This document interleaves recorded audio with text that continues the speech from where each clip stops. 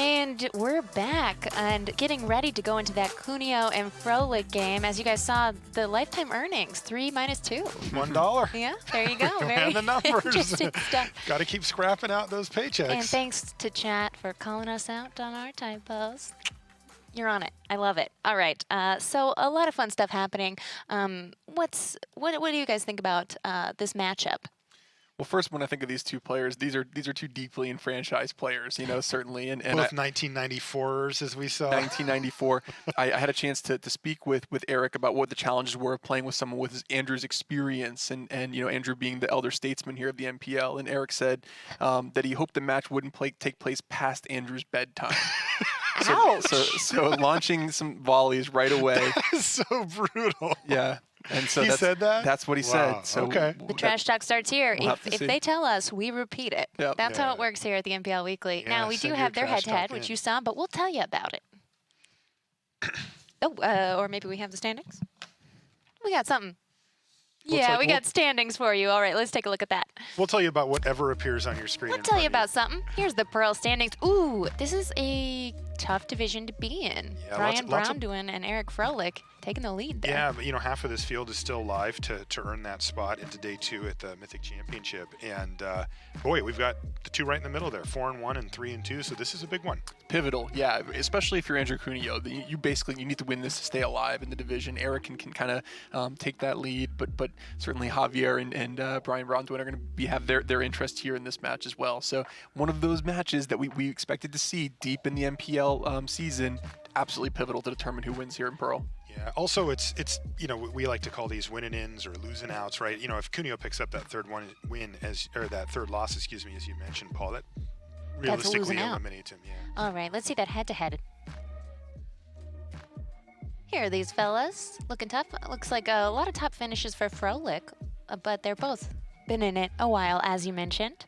And we have Cuneo brought Izzet Wizards, That's not what the deck's called. It says right there, it says Izzards. I'm sorry. Is what we have written there.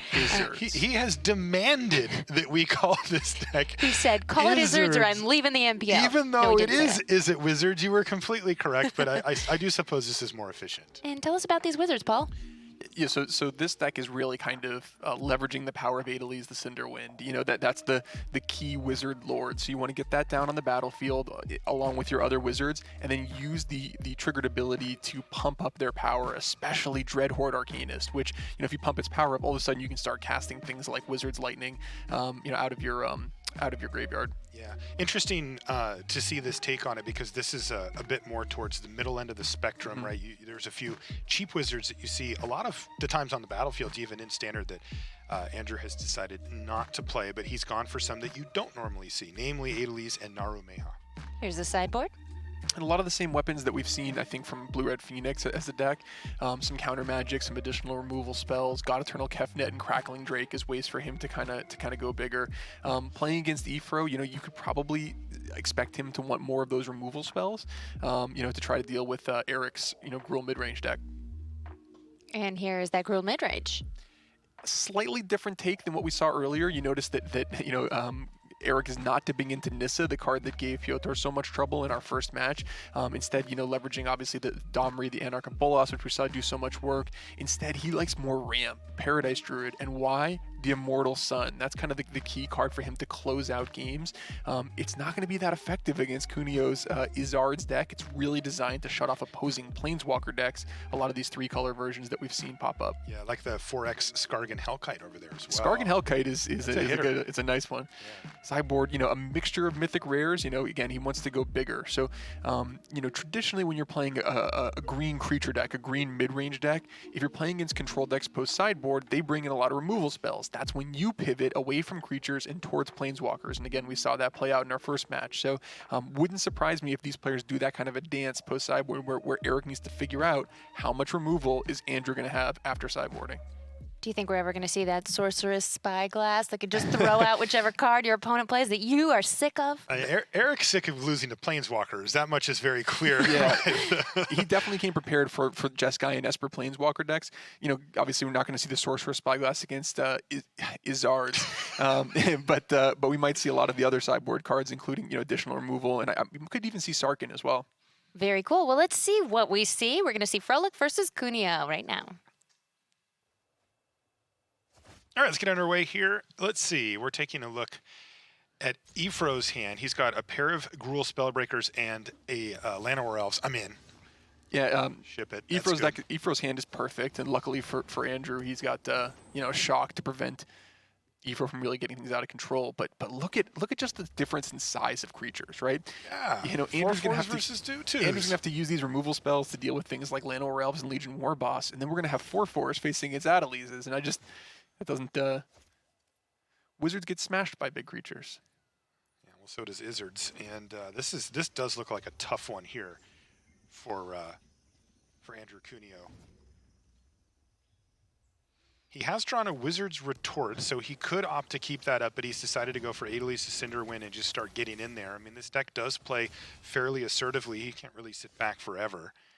And as a legend, a redundant copy of Adelise in Andrew's hand means that, even if that first Adelise were to fall to a removal spell, he's got it back up, so he's incentivized to just start committing them to the board. Now, Eric just had a decision between Gruul Spellbreaker and Legion Warboss. What's the how do you make that decision? Traditionally, when you have these cards like Legion Warboss that have really strong into the battlefield abilities that are weak if they get killed right away, you want to get that incidental value out of them and then force your opponent to use the removal spell. So I like the sequencing by Ifro. Which, by the way, is exactly what just happened as you said it, so great job.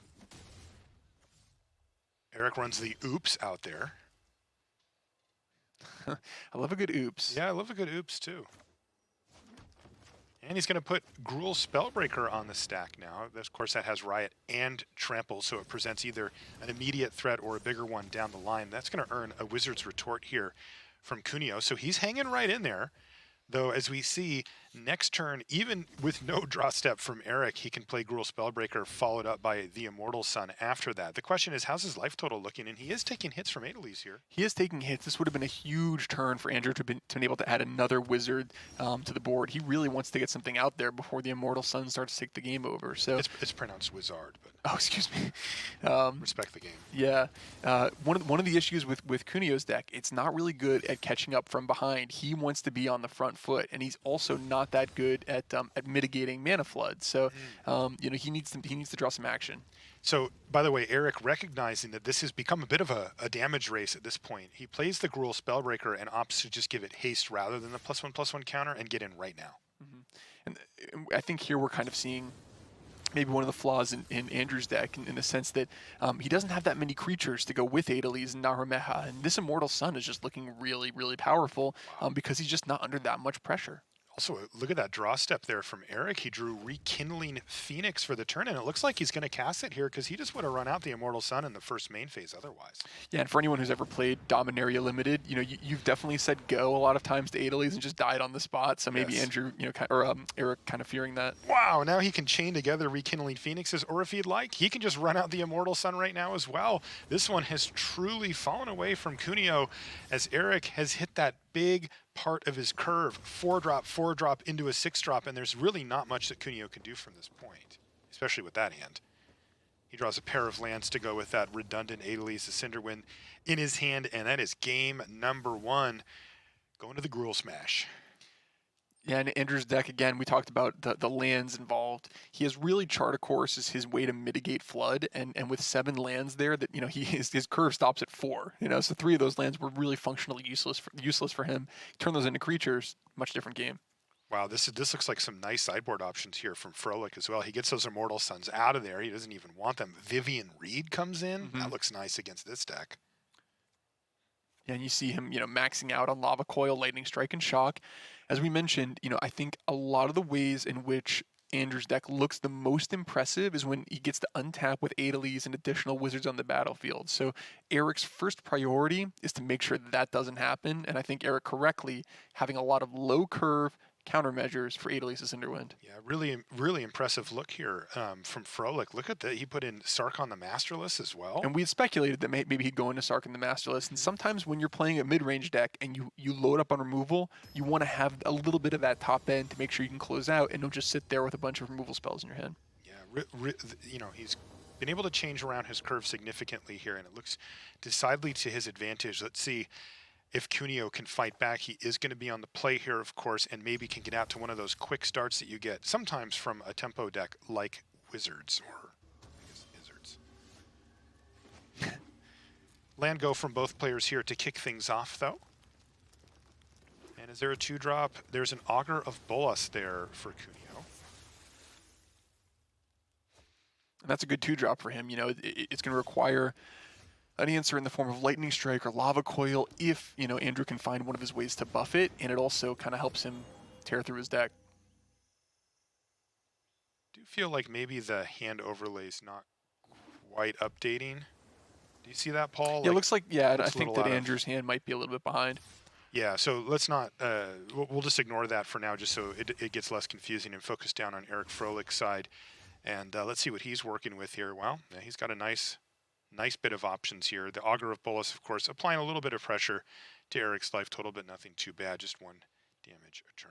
And this is one of those spots when you're playing a deck like Gruul Midrange, you see blue, blue, blue open. You're thinking, okay, there's a bunch of counter spells my opponent can have, but can you play around it necessarily? Wow, look at Eric. This is why he's a Hall of Famer, you know? This is Eric, man. He knows what's up. Are you going to counter this? Nope. Mana else resolves, and now he can just pass the turn back with both Shock and Lightning Strike available. He could even attack if he really wants.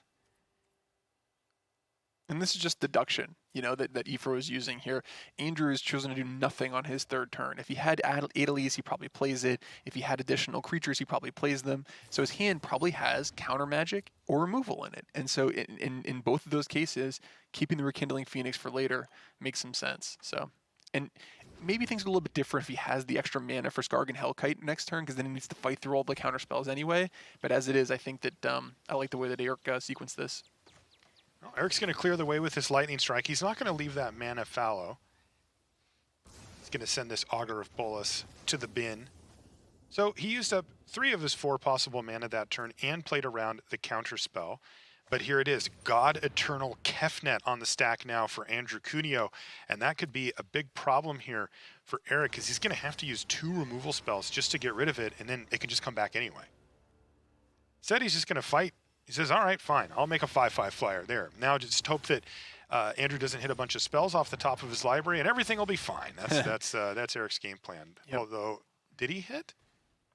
He did. He hit Opt. So he gets to play that. No discount, unfortunately, since Opt only costs 1 mana, but free's nice. Yeah.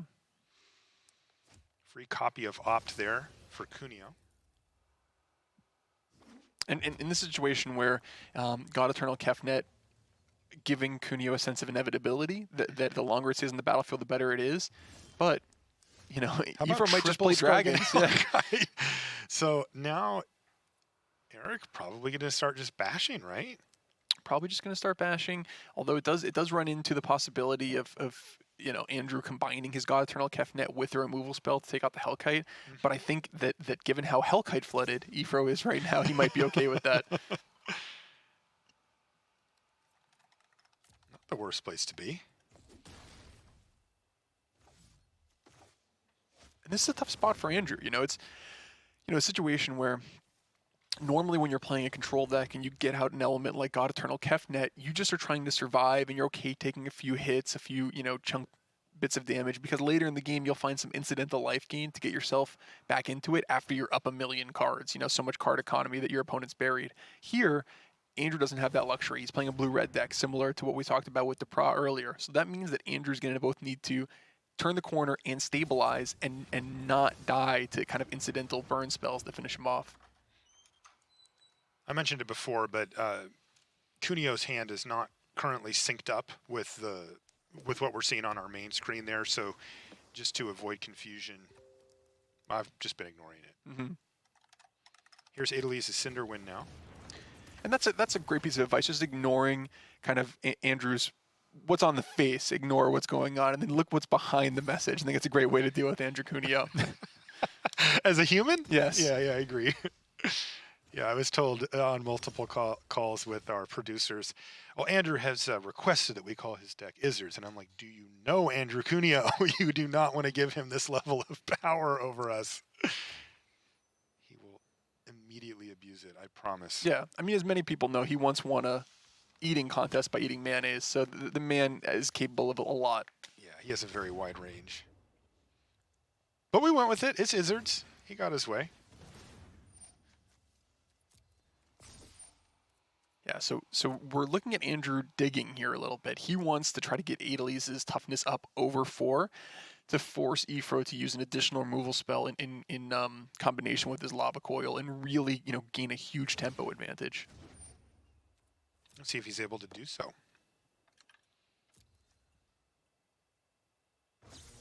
Yeah. Wow. We're really seeing the power of God Eternal Kefnet here. It's Seriously. just, you play against it in limited, it's obviously amazing, but when you pack your deck filled with spells like Andrew does, it just looks absolutely broken.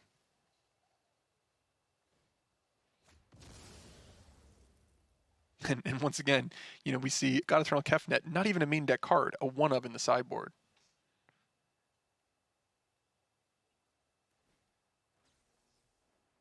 Wow. And there's that shock to get Adelise's toughness just that much higher. Now, Eric does have a way to fight back, it seems.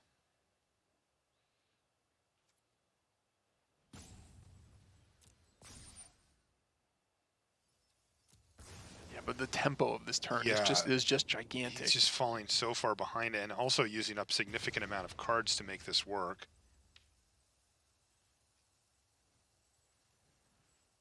So Adelise's toughness is now down to 1, and Eric is going to go ahead and use Skargan Hellkite to finish off Adelise. Now that Andrew's completely tapped out, he knows that this will work, and he even gets off an incidental 1 point of damage upstairs and then gets to hit for 5. So big hits coming in now from Eric Froehlich. Sure, that was a big setback for him, but still, the end of that turn ended up looking pretty good. And now we're going to see Wizards Lightning drawn off the top of the library fresh, so God Eternal Kefnet will allow a Lightning Bolt, a straight up Lightning Bolt there, and then he's actually going to use Reckless Rage there to finish off the Skargan Hellkite rather than the Wizards Lightning that Eric now knows about in hand. And boom, coming in for 4, wow. And Eric's life total is getting very low here as well. He is dead to the cards that we know. This is as good as I've seen God Eternal Kefnet ever be in a game of Magic. Seriously, I think, it's just drawn, hit every time. It's drawn him a bunch of cards. It's provided removal. It's made sure that he hasn't missed land drops, and it's also beating down at the same time. So, kind of a one God wrecking crew. Yeah, I like that. That works for me.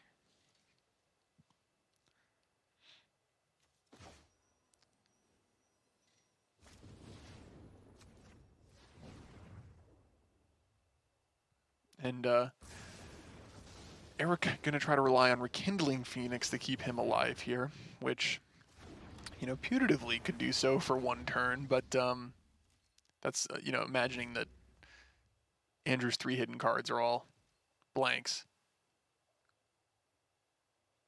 which as we now see, they are not. They are not, and that is, of course, Reckless Rage, and in combination with Wizards Lightning, should get the job done here for Cuneo. Wow. Boy, I gotta say, looking back now to earlier in the game after Cuneo resolved God Eternal Kefnet, and there's that game going to Cuneo. What a harbinger of death it was to reveal the opt the first time, because that's what let him chain, your turn Kefnet shenanigans, and then he also set it up probably to do it on his turn as well, and that just led to multiple turns in a row, including Eric's, where Cuneo was able to kind of go off. For 4 mana, he got about 16 damage, drew about 6 cards, killed all of Ifro's creatures. Would you pay 4 mana? And it wasn't vulnerable in addition to all of those things. Yeah. So, okay. Well, okay. God Eternal Kefnet. Welcome to the club. That was pretty nice. Now we're going to go into sideboarding here. And again, it looks like our upper graphic is not in sync, but these are recorded, so just we'll just have to ignore it, I think. Most of what Ifro's doing is around the edges. There's no way that you want kind of Growth Chamber card in against a deck with Shocks and Lightning Strikes and the Immortal Sun. We talked about how weak it is. What you want to do with these, 5 and 4 drops, that's really the question. We see him, a little uncertainty as to how many Sarkins versus Skargan Hellkites, what's the most effective tool. And let's not forget here, this is a big match in this division. This is the Pearl division, and this is Eric with only 1 loss on his record, and Cuneo with 2. But with a loss here in this game, this is game number 3, the decider, Cuneo probably is going to get knocked out if he loses. And if he were to lose, Eric would put himself in a fantastic position to lock up that day. Now, if the reverse happens, then Cuneo is going to even things up and make it really interesting down the stretch in Pearl. So there's a lot riding in this division here on this game right now. Eric's going to be on the play with no 1-drop. He's just going to play a tap Stomping Ground and pass the turn back to Cuneo, who's going to play an untapped Steam Vents and then pass, signaling a shock perhaps to Froehlich. But it won't work out here for Cuneo. He's going to have to just settle for taking 2 damage and drawing his card for the next turn because he didn't have anything else to do with his mana anyway. I wonder if Andrew may have been a little bit leveled there, you know, by playing the untapped Steam Vents into Ifro's 2 mana. Ifro has taken the Growth Chamber Guardians out of his deck, so it's really his turn 2 play would most likely be Paradise Druid there, which you can't even shock. So Legion Warboss onto an empty board here, though, for Eric Froehlich says, okay, you got to have an answer for this. Now, the red decks typically do, and that is the case here as well, as Cuneo has Shock in his hand already. So he's going to kick things off by playing Chart a Course. For a little value, he's going to get rid of a redundant copy of Naru Meha, it looks like, and then he's going to shock the Legion Warboss. But we go back to what you said before. Eric's got a bit of value here. He's left with the token on the battlefield. And Andrew, you know, a little narrow Meha flooded right now, as I have never been. Yeah, and this is the thing where Andrew's deck is just, it's not giving him exactly the right sequence of cards here. And if you look at how well Ifro's hand is kind of sequenced here, this turn he'll be able to commit 2 threats to the board, and then that's going to make, you know, kind of lean on Andrew to provide answers, and then potentially provide a window for that Skargan Hellkite. So, you know, Andrew's got his work cut out for him to get back in this thing. He really needs to get on the board early with one of those creatures. We saw how much better his deck is when it gets a creature out early. That's right. The Adeliz is Cinderwind doing great work in game number 1, but here in game number 3, Eric gets to use up all of his mana. He's decided not to give his Gruul Spellbreaker haste and leave it at 3 toughness to play around cards like, well, Wizard's Lightning, which is what's in hand here for Cuneo. So smart play there from Eric. And he's just going to go ahead and jam because his play for the turn is another Skargan Hellkite. And he's going to force the issue here. And it looks like Andrew may run out Naru Meha. Naru does, of course, have Flash, and she's a 3/3, so he could eat up that Llanowar Elves. Elephant Ambush for some of our old school players here who played in Odyssey. There you go. This is a nice interaction here from Andrew's deck and some of the ways he can kind of do some interesting things. So he'll be able to eat the Llanowar Elves here. Going to take a big chunk hit here, but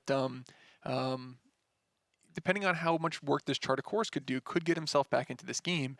The problem is, again, we've talked about this before, the toughness on some of Ifro's creatures do not lend themselves to getting killed by burn spells very effectively. And I mean, there's a nice sequence here if you're Cuneo that you could hope for, which is, okay, eat your Llanowar Elves, take 4. You don't do anything super impressive. I get to untap, use Shivan Fire to kill your Spellbreaker, and I've got you down to just the 1/1. Unfortunately, Eric Froehlich is going to throw a bit of a wrench in the works by playing a Skargan Hellkite, which now has 5 toughness and is a major problem here for Cuneo. So he is really facing a tough situation here, and he's going to have to start to opt to find his way out of it. Well, there's God Eternal Kefnet. We saw what that could do last game. Is it too late here? It's a good answer for the Spellbreaker. And it looks like he's just going to have to combine 2 burn spells to get rid of this Skargan Hellkite right here and right now, Paul. Yeah, I think smart play. You know, you just can't let your opponent untap with that creature. If they've put the +1/+1 counter on it with Riot, the ability is too brutal and the size is too brutal. So. Okay. Well, this is a nice turn then from Cuneo. Yes, he had to 2-for-1 himself to get rid of a threat, but he needed to. And he attacked with Naru Meha and got full value off of Chart a Course, so he got that card back anyway.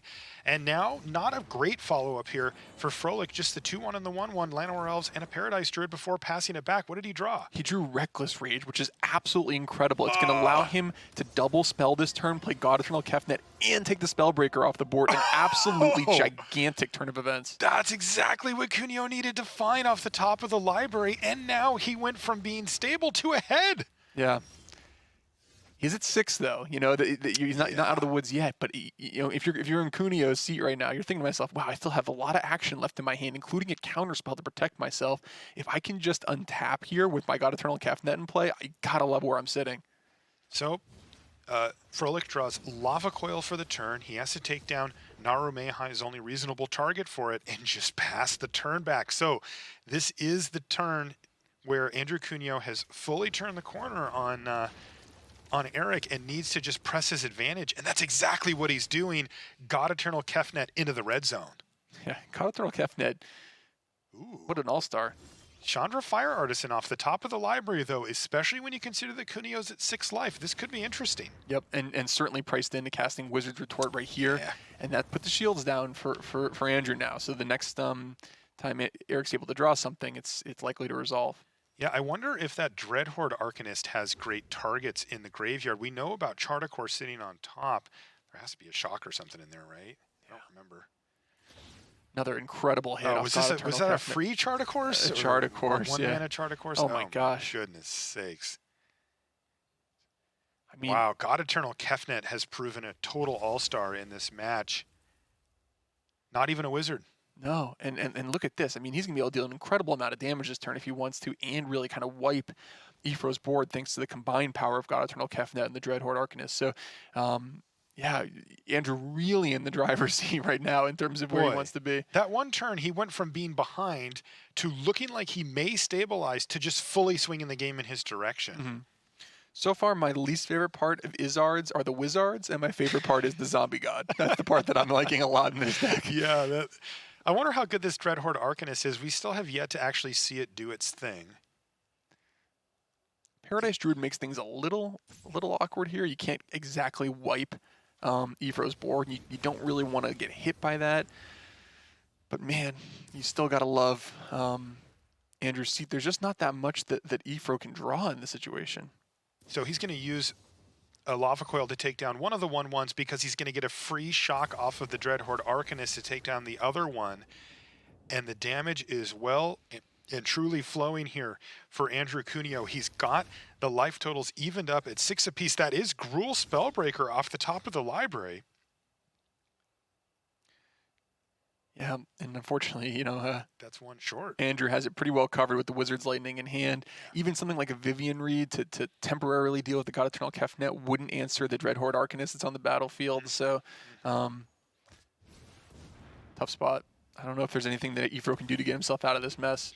Yeah, these red-green decks kind of rely on having some burn spells laid. That's kind of their main way to do that, and they just don't have enough of them to make that game plan consistent. Otherwise, he's drawing. Yeah, I mean, you know, Gruul Spellbreaker is a good Magic card. It's just not what he needs here.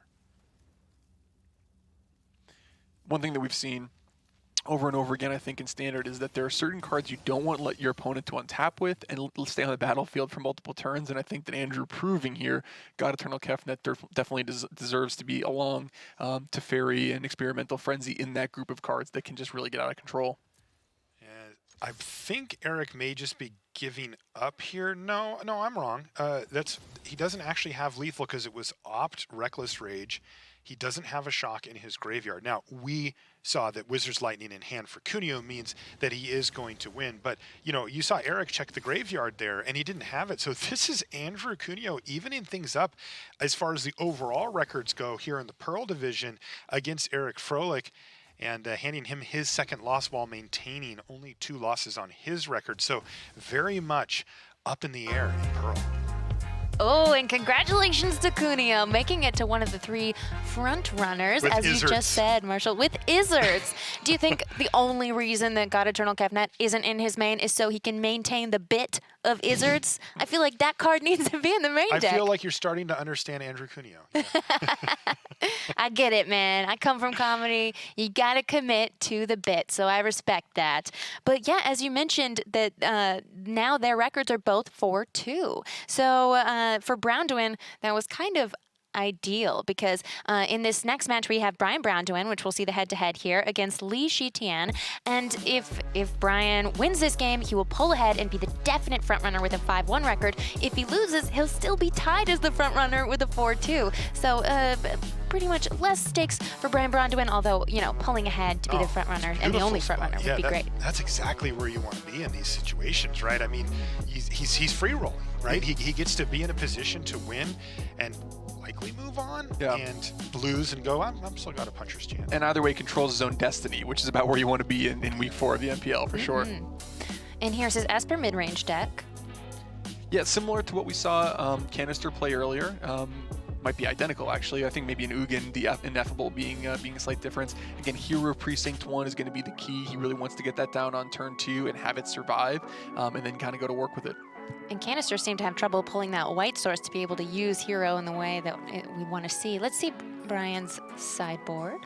A combination of removal spells, Enter the God Eternal, some life gain, which is really nice against mono red, some difficult threats to deal with, and some anti-control elements, and Duress and Dovin's Veto, which could be huge in this matchup. There's that Command the Dreadhorde again. Oh, yeah, there it is. And a very unique deck from Li Shitian. This is the Simic Mass Manipulation. Not many people have this color pair. This deck is absurd. Yeah, we saw Martin Yuza write about Simic Ramp or Simic Mass Manipulation for Channel Fireball. Again, this deck is using these really powerful. We haven't seen green creatures at this cheap for this combination of them all together in Standard for some time now. Accelerating out that copy of Nissa, who shakes the world, the really kind of the key card in the deck, and then dropping bombs like huge Hydroid Crisis, Mass Manipulation, or even stealing your opponent's creatures with Entrancing Melody as well. Yeah, there's a lot of sort of natural play patterns with this type of deck, but it's really about the end game. And then after sideboard, I mean, looks like he can just transform into a big dumb green creature deck. Dinosaurs and worms and all kinds of stuff. Laka. Yeah, all he's missing is a Savage Stomp to really tie the room together. Now, is that deck pretty vulnerable to a red deck with the Chain Whirler coming in? It could be. Martin actually thinks the matchup is not that bad. I haven't heard Lee's take on it. Chain Whirler can be difficult, but some of these gigantic green creatures after sideboard are difficult for the red deck, especially if the red deck's going to slow down and take the time to kill your green creature. So probably not the deck that they would love to play against, but not hopeless for the Simic side either. All right, well, I'm very excited to see whether Brian Browndoin just locks it in to be the front runner of the Pearl Division, or if Shitian or Li takes that prize away. Yeah, I think I played a bit with this Simic deck, and he's really going to need to get to the extreme mana that this deck can actually produce to do it. Let's get into the game here. Well, this is kind of what you signed up for. I think that's probably a mulligan, though. Very slow here. Incubation Druid on turn 2, and then you're not casting that Mass Manipulation for quite a while. This is the kind of eternal question with ramp decks, right?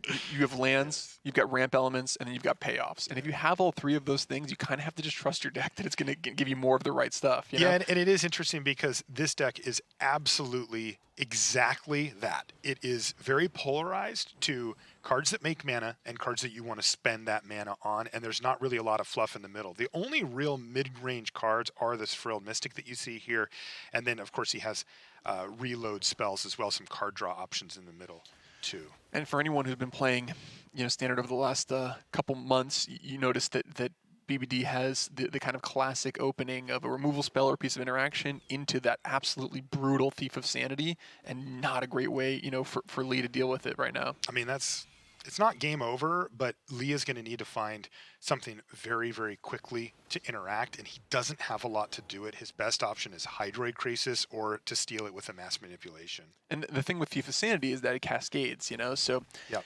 He'll be able to start using Lee's cards against him. He also has Thought Erasure to protect his Thief of Sanity from something like Mass Manipulation or Entrancing Melody. And even if Lee's able to steal some of BBD's creatures, he can just return them to his own hand with the Fairy Time Reveler. So tough spot. Yeah, this is going to be really tough now for Li Shitian. Although Nissa, Who Shakes the World, is one of those potential game changers. Though I have to mention here, Paul, he's actually gotten a little bit unlucky. He's drawn 1 forest so far, and this is the deck that takes advantage of Nissa's static ability better than any of the other decks. Mm-hmm. So able to make 4 mana with it in addition to playing the Nissa this turn, but couldn't actually do it and cast Frilled Mystic or Mass Manipulation. So he's got to choose between playing Nissa, which is immediately going to be under pressure, or just going ahead and stealing one of BBD's creatures. But as we know, it's only going to be temporary.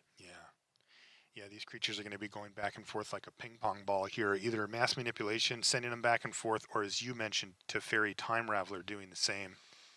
Really good discipline from BBD on his last turn to play the more cost-effective Elite Guard Mage, knowing that he has it sequenced so that his 5 mana can turn into both Teferi and Thought Erasure. So he's not really scared about this Mass Manipulation, and I think that shows his experience in the matchup. It's going to work out beautifully for him. As he gets thrown a bit of a curveball here, he draws a Hero of Precinct 1. I still feel like Teferi plus Thought Erasure is pretty tempting for him, but let's see if he wants to say, you know what, I'd like some 1/1s on my side as well. Really has the whole world in his hands right now. Yeah, he does. Yeah, and the traditional play patterns to get out the Hero of Precinct 1 first, because obviously you start to make the tokens. In addition, he can use that Thought Erasure as a way to force a spell through Frilled Mystic when he really wants to resolve it. But my God, he has a lot of rare cards in his hand. This one is starting to really fall apart here. Lee's slow opener is punishing him, and he's going to be able to cast Nissa, who shakes the world, but she's not going to be able to get in even at Teferi at this point.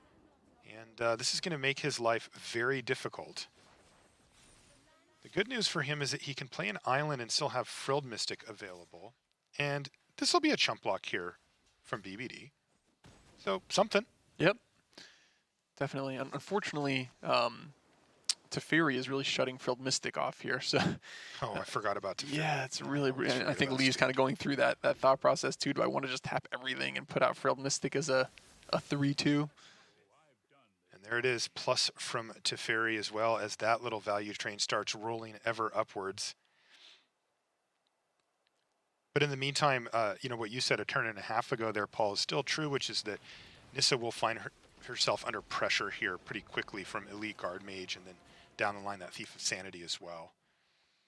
And, well, there's Big Teferi as well. So this one is really starting to unravel now. The beautiful way that he sequenced this means that he's going to be able to use the mana from Teferi's triggered ability to be able to cast the Spark to make sure that Nissa doesn't stay on the battlefield. And most of the ways that this Simic deck can really get out of control are when you untap with a Nissa in play. So wonderfully done by BBD. Yeah, great stuff here from Brian Braun-Duin. And there's Mass Manipulation off the top of the library. Now, what does he have for mana? 1, 2, 3, 4. He can steal 2 things. Mm-hmm. That's a thing, right? That's a thing. Yeah, you can grab both of those Teferis minus Teferi on something. BBD has done the right thing by making sure that he established a board presence in anticipation of something like this. So, but Lee is definitely not out of this game. That was probably the worst case there for BBD. I mean, this is, of course, Mass Manipulation demands a lot of you, right? Blue, plus extraordinarily high mana cost to be really great is tough, but it does reward you. I mean, this is a huge swing. Whoop! Both Teferi's jumping ship, and of course now he can use them as well because they didn't start the turn on his side. He's going to find Hydroid Krasis as well. This is getting interesting. Both of these Teferis are under threat here, though, as Elite Guard Mage plus Friends. Little surprised you wouldn't untap his Forest, which is a creature right now with Teferi. I would have done that. Yeah, as a blocker for some of these creatures. So that was probably a misstep. I mean, he can't cast anything anyway from his hand, so having a blocker, much preferable. It looks like... Okay, this is interesting. So there's so many different options here for BBD, and they're all pretty good. His priority, number one, is to make sure that Lee doesn't untap with all of his Planeswalkers on the battlefield. Right. His second priority is to probably use that Thought Erasure to... Oh, my gosh. Yeah, so he's just going to use Mass Manipulation, X = 1, to steal back Teferi, Hero of Dominaria. So that was the card that Thief of Sanity hit during its one foray. Yeah, it was. Yeah, he had that up. It's funny because, Arena will change the cost. So it's 4 I see. And XX. It's like, wait, what is going on with that? Well, so 3 Mass Manipulations in the top 15 cards of Lee's deck. And there goes little T to the bin. And things looking once again beautiful for Brian Braun-Duin. And you mentioned this, Paul, but really impressed by his ability to set himself up for a disaster and still be able to recover from it. Now Teferi's at a very threatening 7 loyalty here. Just one more before we're in ultimate range. And, well, we've all seen how that goes. So are we just going to have to see a Hydroid Krasis here now from Lee? I guess so, yeah. I mean, that's certainly the most powerful play that he can make by a large margin. And, you know, it's a powerful play. Yeah. It just doesn't match up that well against either BBD's hand or board or play pattern. So His personality, is there anything that it... yeah, it's good against his personality. All right, It's not bad. He'll be scared by it. All right, Hydroid Krasis trigger goes on the stack, and then the Krasis will resolve. It's a 6/6 Flampler flying with trample. He finds an Incubation Druid, a Paradise Druid, and another copy of Hydroid Krasis, which, you know, that is a play pattern that you can see, although here's kind of the big answer for it. Hostage Taker is going to hit the battlefield now for Brian Braun-Duin. Take care of that Hydroid Krasis once and for all. And we see the weakness of a ramp deck like Lee's here. When you play a spell like Hydroid Krasis and draw a bunch of cards, if you put ramp creatures in your deck, you might accidentally draw them, you know? That's right. And the problem is drawing them on turn 7 or 8 is usually not very effective when your opponent is getting ready to pop off an ultimate. That's right. And by the way, that has become a very real possibility here, as Teferi, Hero of Dominaria, is now on 8 loyalty. And with multiple blockers back here for Brian Braun-Duin, he's looking good to be able to fire off that ultimate next turn. And as I mentioned before, you know, once the permanents start getting exiled, well, that's usually about all she wrote. BBD with the shields down currently, but an island off the top of the library for Li Shitian is not going to be good enough. Oh, and there's the nastiest in Standard, right? Little T on the battlefield lets you cast your Thought Erasure at instant speed. Yeah. Pretty cool. Yeah, that is one of the sweet interactions for now. I think at some point it's going to get pretty annoying. But that was, in fact, Li Shitian packing in. And I know it kind of looked like BBD conceded there, but no, that's just because we had it pulled down so we could see it from BBD's view. And that was, in fact, Li Shitian conceding game number 1.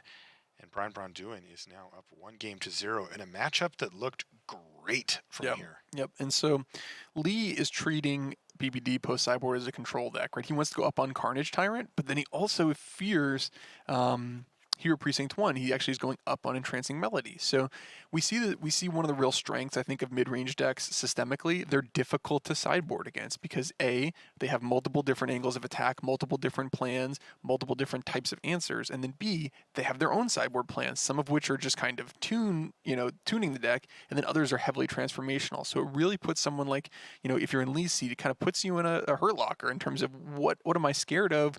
What is his draw going to look like? What are the actual threats? What matters? And it's not necessarily always obvious, even to the best players in the world. So Lee's going to put in his 2 copies of Carnage Tyrant and his 4 copies of Negate, and he's going to cut Chemister's Insight as well as 2 of his Frilled Mystic and 1 of his Entrancing Melody here. Paul, kind of shaving a Frilled Mystic or 2 of those and an Entrancing Melody, and it looks like he's not interested in Chemister's Insight at this point. It looks a little funky, right, to have Negate and Entrancing Melody in your deck, right? Yeah. You're thinking, are there small creatures the problem, or are they expensive spells? And BBD has a little bit of both, but you know, Entrancing Melody may be stealing a Thief of Sanity is one of the ways that he could potentially win this game. Although, man, it just seems to me like BBD is so well equipped to handle having his creatures taken. Yeah, and I think it speaks to the strength of the list that BBD brought to the table, right? You're thinking to yourself, okay, well, I lost to Teferi, but I could also easily lose to Thief of Sanity. It's kind of this awkward position that the deck puts you in. You have to answer multiple different types of things. It's almost like the guy plays some Standard. It's You think he thought about that? I think before? he probably had a, you know. We'll give him credit. Yeah, he has a plan. All right, so Lee's going to kick things off on the play here in game number 2 with a Breeding Pool. This time he has a pair of Incubation Druid plus Negate and Mass Manipulation, so off to the races here for Li Shitian. How does the hand look for BBD, though? Does he have ways to interact with this board? He has everything. Yeah, he's got it all. Yeah, he's got multiple different options on turn 2, multiple different options on turn 3, and that's a Teferi Hero of Dominaria. The only thing he might be constrained by is he only has 1 more land. So, very, very defensive type of hand, very reactive hand for Lee. Yeah, this looks great. A Hero of Precinct 1 off the top of the library, but he still just wants to play Thief, right? He can't be that greedy. Hitting with Thief is so good, and because you have Little T, is that what we're calling it? Little Teferi T. Time Reveler. That means that just getting it stolen is just a bump in the road. It's just so temporary. So, man, there's really all of these plays look so good. Teferi Bounce Your Thing, Thief of Sanity. It's going to run out Little T, as we called him. And I think this makes a lot of sense, both because you're getting the immediate value from Teferi, you're slowing your opponent down from ramping. Incubation Druid gets a lot worse as the game goes along, and really importantly, you're playing against a Frilled Mystic negate deck. So having the static ability of Teferi Time Reveler on the battlefield is something that's going to pay dividends for BBD on turns 4 through 10. Interesting here as well, off the top of the library for Froehlich was another copy of Incubation Druid, and he didn't hesitate at all. He just slammed both of them on the battlefield. Even though he has 2 copies of Negate in his hand, he knows, well, those aren't going to be any good on this particular board state. Right. Yeah, and Teferi Time Raveler's so annoying when you're sitting there staring at 2 negates. It's just, ooh, there's a draw step. Oh no! Thought Erasure at instant speed. Wow. And look at this too. Brian Bronduin taking advantage of this interaction to the maximum. Absolutely brutal. Yeah, it's just so brutal to have 2 negates in your hand, have your opponent cast Thought Erasure, and just be able to not sit there and do anything. So. I mean, Arena let him see that he was going to top deck the card he wanted, but no, it was all for naught. And how about the fact that despite having 6 mana, he does not have 4 blue yet? Yeah, that is really, really tough. This deck has some needs a little work, I think. He is going to go ahead, though, and attack with Incubation Druid, and then before damage, fire off that Adapt, and that's going to kill Little T. Oh, Deputy of Detention for Brian Bronduin is going to take care of both of those. That is not funny, Becca. Don't laugh. You know, I saw BBD drawing on land, and I thought, wow, that's unlucky. Then your brain registers it a second longer, and it's like, okay, he tutored that basically to the top of the library. Just 9 mana for underneath that Deputy of Detention now at this point, and there's Thief of Sanity with no answer for it. Still 2 more blue sources away for mass manipulation, and with 3 reactive spells in hand, this Thief of Sanity is going to run roughshod. Yeah, really nice play there by BBD, not attacking with the Deputy. Yeah, I mean, BBD is just playing perfectly. It's amazing to see. You have so many different options, and I think that's why players like him and Brad Nelson really value these mid-range decks. Every turn, you have so much agency over what you're doing, and you can sequence your spells however you want them to, not attacking into the obvious Frilled Mystic. I mean, it's just so brilliant. I mean, he's just playing well. Yeah, and you saw no hesitation there. He already knew. He's way ahead of it. Thief of Sanity looks like it found a Llanowar Elves. Here's a Nissa who shakes the world. Nissa who's a little too late, maybe? Yeah, I think, It doesn't seem like... It's interesting. It definitely... it changes things a little. It changes things a little bit. I mean, it's at least something that BBD is going to have to stop and take notice, and at least take some time off to use the Spark. But Negate now is turned on again, so... the funny part is that Llanowar Elves is actually, somewhat useful here for BBD. He needs the mana, though the fact that it makes green is effectively colorless in his list. Well, this turn it lets him do the double spell with Hero Precinct 1, which is super important, because, getting to make tokens is what's going to allow him to both pressure Nissa and block tokens from, animated lands from Lee. But so what does he do here? Tyrant Scorn plus Hero? Well, he knows about everything in Lee's hand, so that's the interesting thing. I think, interesting. Oh my gosh, he finds his own negate. Oh, this is his Thief of Sanity look that we're looking at now he's going to be able to dispark and back it up with Lee's negate. This is brutal. Oh my goodness sakes. And Lee had sequenced this kind of nicely, right? He has the untapped breeding pool, the negate to protect his Nissa, but he's gonna be hoisted by his own other negate right here. This is so brutal. Wow. Brian Bronduin has been running and playing well here, and it is just tough to watch. That's a lot of negates. Yes, it is. By the way, the other one was in that pile as well, so that's all of them. And D-Spark is going to take care of the real threat that mattered, and we're back to kind of the fundamentals here, Paul, that you mentioned before, which is you're playing a ramp deck, and you have a hard time finding the things that you need when you need them. Llanowar Elves on turn 1 is one of the best plays you can make in the format. Here on turn 7 or 8 or 9 or whatever, much worse. And what's really important about this sequence, this part of the game, with BBD being down to 6 life, is that BBD has perfect information about Lee's hand. So, there's no risk of him accidentally playing into dying, randomly. He's not going to just play as Teferi, Hero of Dominaria, and get it negated. He's very likely to lead with the Hero of Precinct 1. It's going to allow him to make additional chump blockers to make sure that he can continue leveraging this Thief of Sanity to run away with the game. He found a Paradise Druid. He actually also found a copy of Nissa, but he decided he just wants the mana.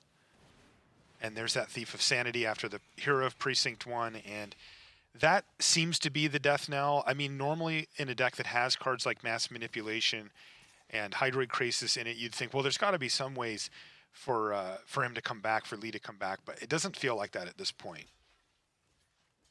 Oh, what a great block, too. I was just thinking that this might be the time to double that breeding pool to get blue mana off the table. BBD is about 5 seconds ahead of me, as usual. These blocks are just absolutely perfect. And, when you're Lee, you just tap the table and say, well nice done, hand. sir. You brought a great deck and played great. Yeah, it is interesting, too. I think we should mention this at this point, is normally those aren't blocks you'd want to make ever, right? You're not trading off your Thief of Sanity for their 3-2 on the board. Now, of course, BBD's life total is a factor here. He's down to 6. He needed to at least block one of those creatures. But what is leading him down that direction now? Crucially, it's that he's not even going to be able to deploy all the cards in his hand before the end of this game is over with. So Materiel is not how he loses this game. It's life total. And specifically, constraining Lee's mana base by being able to block that breeding pool was also something that's very valuable to him. God, and this is all that Li Xietian can take. Another Mass Manipulation off the top of the library with 1 blue source, and he says, I've seen enough. Brian Braunduin with the win, really locking it up with a 5-1 record. And of course, you only play 7 games, so 1 game left for Brian Braunduin. It's looking really good for him to win that division. Really impressive from a big picture perspective with that record against, obviously, the MPL has some of the best players in the world. And then just in this match, he played really well, too. Yeah, and, as we saw earlier with Eric Froehlich taking his second loss in that division, in the previous match, Brian Braunduin will have now control of his own destiny next week, a win and in to winning the division. So huge, and just I'm super impressed. I mean, sometimes it's difficult to tell when you watch the best players in the world what exactly is going on, and sometimes it's as simple as, well, they sequence everything perfectly, they use the information that they have, some deduction skills, and just kind of like a boa constrictor kind of close in on the opponent until there's no out. So simple, just do everything absolutely perfectly. I know I'm going to go home and play that deck, and it's not going to go perfectly. That deck's hard to play, too. Yeah. All right, now we do have a recap of the rest of the Pearl division to catch you up on what else happened. Hello everyone, Rich Hagan here, welcoming you to the roundup of the other 2 matches in the Pearl division. Javier Dominguez 3-2 with 4-color Dreadhorde up against John Rolfe 2-3 with Jess Skywalkers. Now this one was an utter grindfest. I'll prove it to you. Look, here are my notes from game 1. 0 minutes, here we go. 3 minutes, yeah, this is easy for Dominguez, he's got Teferi at 6. 4 minutes, maybe Rolfe's coming back a bit. 5 minutes, nah, Dominguez has got this. 8 minutes, thing is, Rolfe's got a lot of cards. 10 minutes, apparently that doesn't matter, it's all Dominguez. 13 minutes, you know what, Rolfe might do this. 14 minutes, alright, now I can tell everyone it's over, surely. 15 minutes, yeah, it has to be. 17 minutes, what is this game? Why won't John Rolfe just die? 19 minutes, and there we go, at last. 21 minutes, dear lord, that's a year of my life I'm not getting back. Well then, game 2, bit more straightforward. There were matching Teferi Time Ravelers to open the game. Rolfe had Ixalan's Binding, and then he pulled ahead with Teferi Hero of Dominaria, which he then protected from Dominguez Elder Spell with Dovin's Veto. Turned out though, that didn't matter. Dominguez had a second copy of the Elder Spell ready to go. Ashiok Dream Render for Rolfe, haven't seen much of that before, faced off against Liliana Dreadhorde General for Dominguez, before Sarkhan the Masterless looked to give Rolfe the edge. Dominguez fought back, with Teferi Hero of Dominaria the next heavy hitter, sending Sarkhan away. Dominguez continued to improve his position thanks in part to Liliana's Dreadhorde, which she'd be, well, generaling I suppose. Sarkhan returned for Rolfe and pressured the Planeswalker, but Rolfe was drawing nothing turn after turn, and Tamiyo Collector of Tales was yet another Dominguez source of potential advantage. Even Sarkhan the Masterless, when it came back, wasn't enough for Rolfe. The Merfolk Branchwalker and the 2/2/2 tokens, yeah, did that one in one take, sealed victory for Dominguez. So let's head across to Luis Salvato at 1 and 4 with his Sultai Dreadhorde list against Shahar Shenhar, also at 1 and 4 on mono red aggro. Now both of these players were out of contention, so while Shenhar ran the sturdy mono red aggro, Salvato finally abandoned Esper control to play the Sultai Dreadhorde. Here's how it went. We'll join it midway through game 1. Shenhar sacrificed Fanatical Firebrand to enable Light Up the Stage. That let him use Lightning Strike to take out the Jade Light Ranger. Everything went to attack Tamiyo, Collector of Tales. The runaway Steamkin block was kind of inevitable, and Shock finished off the Wild Growth Walker. Salvato plussed Tamiyo looking for Command the Dreadhorde, which he didn't find, having to content himself with a 4/4 Hydroid Krasis. The game continued at parity for a while, but parity favours Salvato. Later on, Salvato takes 3 loyalty off Tamiyo to return Jade Light Ranger from his graveyard. Wild Growth Walker came in 3/5, he was back up to 15 life. Shenhar launched a huge attack at Tamiyo, which tidied up the board quite a bit. Nonetheless, Wild Growth Walker was still there for Salvato, and Jade Light Ranger pushed the Walker to 5/7 and bolstered Salvato's life all the way to 21. Shenhar conceded, and it was 1-0 to the Player of the Year. Game 2 didn't take long, and it was all about Experimental Frenzy. First, it found Lightning Strike to kill Wild Growth Walker, while Tibalt, Rakish Instigator, made a 1/1. Then Wizards Lightning killed Merfolk Branchwalker with Light Up the Stage up next. On his following turn, Shenhar had Lava Coil for the next Branchwalker. Light Up the Stage had a repeat performance. Lightning Strike put Salvato to 9, and a slightly late to the party Gitu Lava Runner prepared to kill Salvato in short order. 1/1. We'll join the decider mid-game. A Tamiyo Plus from Salvato wanted Cast Down, and found it, and that got rid of Shenhar's Goblin Chainwhirler. Shenhar aimed Lightning Strike upstairs, putting Salvato to 14, with Light Up the Stage and Gitu Lava Runner to follow. With Wizards Lightning also heading for the Collector of Tales, Tamiyo was down to 1 loyalty. Salvato couldn't find Hydroid Krasis with Tamiyo's Plus, and followed up with Thrashing Brontodon. Shenhar had Dire Fleet Daredevil, which cheekily stole Salvato's Cast Down before, casting down Salvato's Brontodon. For the second time in the game, Light Up the Stage was on hand. Stage, hand, get it? Before Tibalt arrived on the scene. Salvato kept trying to assemble roadblocks, but they were more like roadkill. Shenhar had Lightning Strike for Jade Light Ranger, Tibalt made another 1/1, and Goblin Chainwhirler joined the battlefield. That was enough, and Shahar took the match. And so it's the big finish next week. Brian Brown-Dewin leads the division at 5-1, and he faces Hall of Famer Eric Froehlich at 4-2, while Andrew Cuneo and Javier Dominguez are also at 4-2, just 1 win behind the former world champion. It is going to be a great ending to the first ever Pearl Division split, which, as Megan knows, is the best division in the MPL.